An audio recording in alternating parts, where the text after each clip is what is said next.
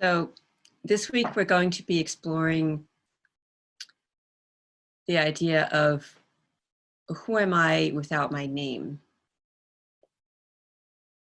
And before we go into that, though, I just wanted to sort of recap where we've been because we're on our last class now. So we started out 6 weeks ago with this image of a life raft that we were getting into a life raft together and crossing over the arc of these 6 weeks, both in our meditation practice and also with the big shifts going on in our lives and in the world. And each week we've added some tools with us in the life raft. So those have included awareness of our breath and the river of thoughts that moves through us and how those thoughts translate into emotions. We practiced some specific meditations like rain and some guided meditations for self-resourcing. And we did the Rick Hansen techniques for savoring and taking in the good, which is also a kind of resourcing. And then last week we did the loving kindness meditation. So now we're here at our opposite shore, and the world has shifted and is still shifting. So we used that metaphor a couple of weeks ago from George Saunders of living on the back of the tiger. And we don't realize we're living on the back of the tiger until the tiger stands up and moves, and the tiger is moving, and the tiger hasn't settled down yet, right? We're still finding our way into what our new norms will be. But hopefully over this time we have found some grounding in our relationship to all of those shifts, both our relationship to the kind of external changes and the external news feed, and also to our internal newsfeed and what's happening within us. So hopefully this has been an opportunity for us to at least notice our relationship to all that. And part of that noticing is noticing that the things our mind takes in are constantly changing, but that consciousness itself, the awareness itself, is unchanging. So, which brings us to tonight's idea of who is the one that's noticing.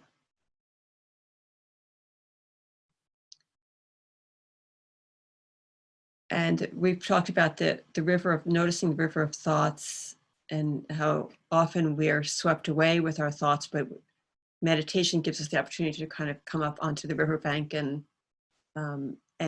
witness the thoughts and not be torn along by them, and loosen our identification with them as us. And that identification with our thoughts can lead us to false ideas about who we are.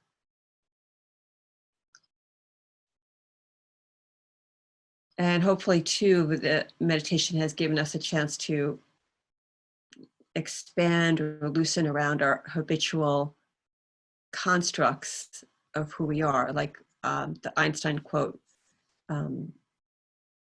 that we explored last week.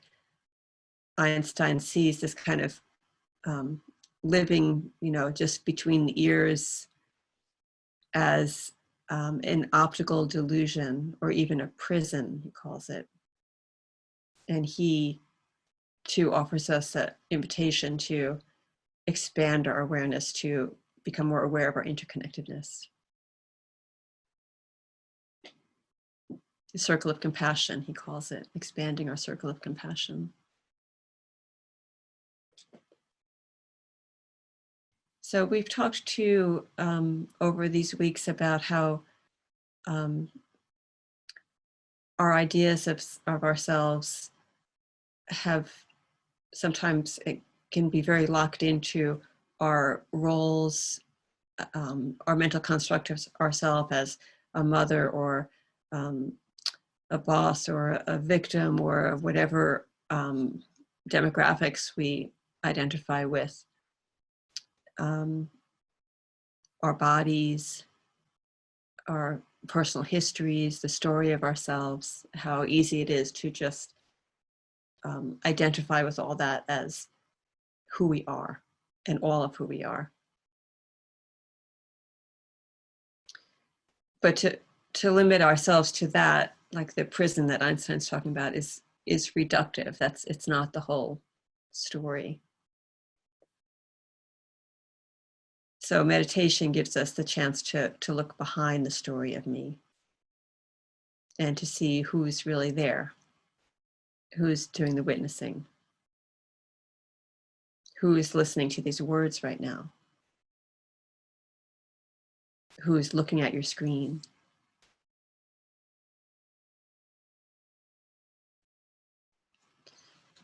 Buddha said, we suffer because we don't know who we are. We've forgotten. And so, in a sense, he's saying there that suffering comes from identifying from our inner newsfeed, from that river of thought. And that's the prison that Einstein's talking about.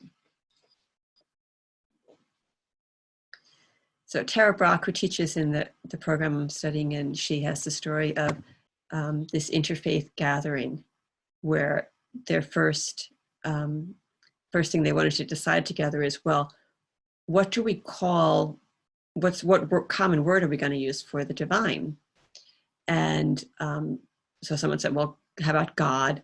And there was a Wiccan there who said, no, God, how about goddess? And a minister said, no, not goddess, how about spirit? And there was an atheist there who said, no God, no spirit. And finally, a Native American who was present said, how about the great mystery? And that was what they could all agree on. The great mystery of who we are, of who is doing the witnessing.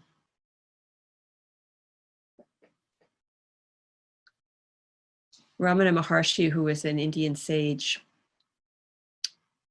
put it this way, and I think it's so useful to have metaphors to try to understand these things. So he put it this way: the real is ever present, like the screen on the cinematography the screen on which the cinematography pictures appear in a movie.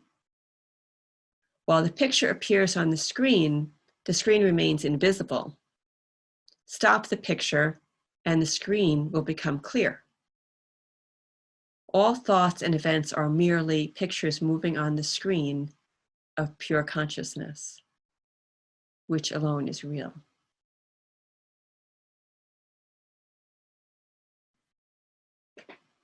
Jack Kornfield, who also teaches in the program I'm studying, has another way of looking at this idea of identification.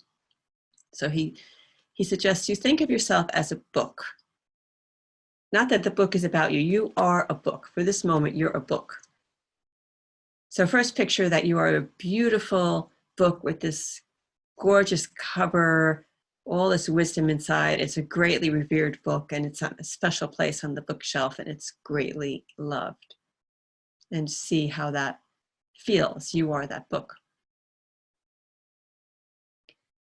And then he suggests, now picture you are another book, or maybe the same book years later, that's been forgotten, tattered, no one remembers who gave it to them or what its purpose is. It's been under a couch for a couple of years and it gets ditched into the recycling bin. Now, if you think you are that book, how does that feel? And then finally, he suggests, okay, now look at the book as just a book. The book is not you. Even if the book was a story of you or one story of you, the book is not you. So just learning to see that the stories of ourselves are not ourselves, or not the sum of ourselves. He also uses this other exercise that he learned from his teacher. So if you touch your thumb to your index finger, and this is a little exercise in really showing us how easy it is to move our point of awareness. So if you first think that you're touching your thumb with your index finger, your consciousness is in your index finger and it's touching your thumb, right? But now think of your thumb as touching your index finger. Now your consciousness has moved to your thumb. Your focal point of awareness now is in your thumb. It's the same action, right? And so that tiny shift can show us how we can shift out of this little, what Einstein calls our little prison consciousness, our belief that we're just, what's here between our ears and behind our eyes, into what he talks about in that quote as a greater circles of compassion.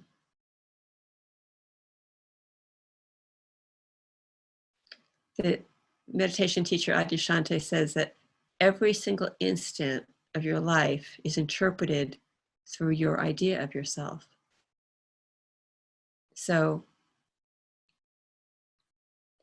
having this, allowing our idea of ourselves to expand in this way, to not be so imprisoned, has a great effect on the way we take in everything in the world.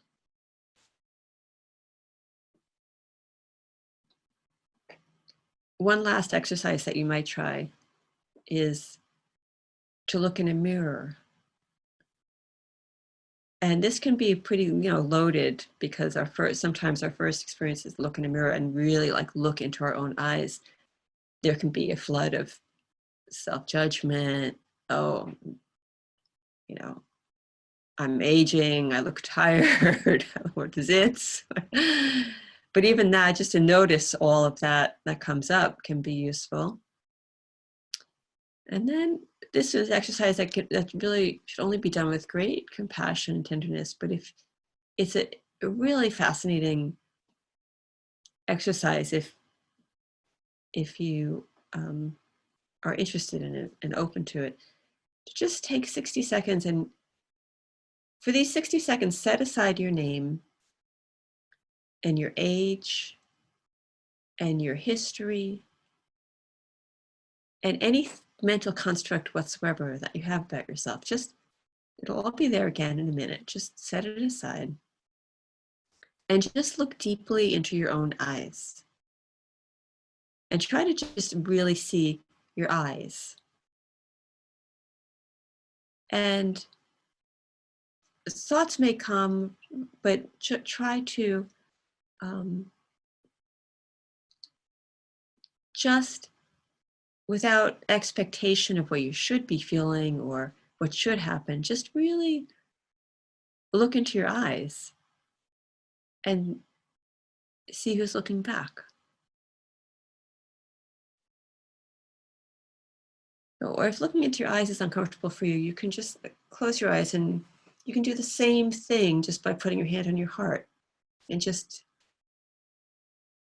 what's there? Put your hand here, what's radiating back to your hand?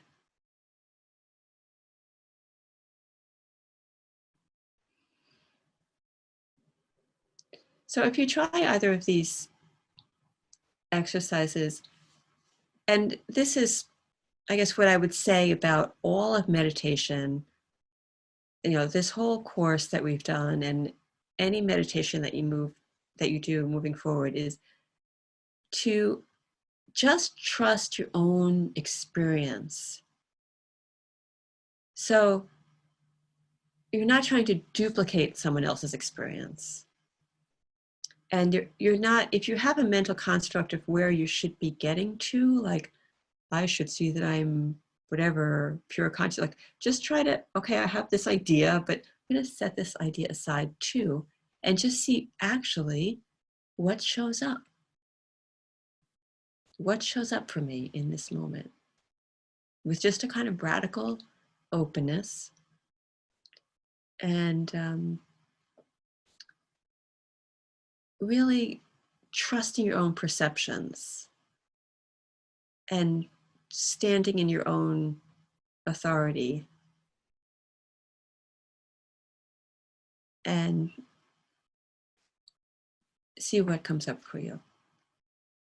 A kind of honest, true listening to yourself and to the moment that's unfolding for you.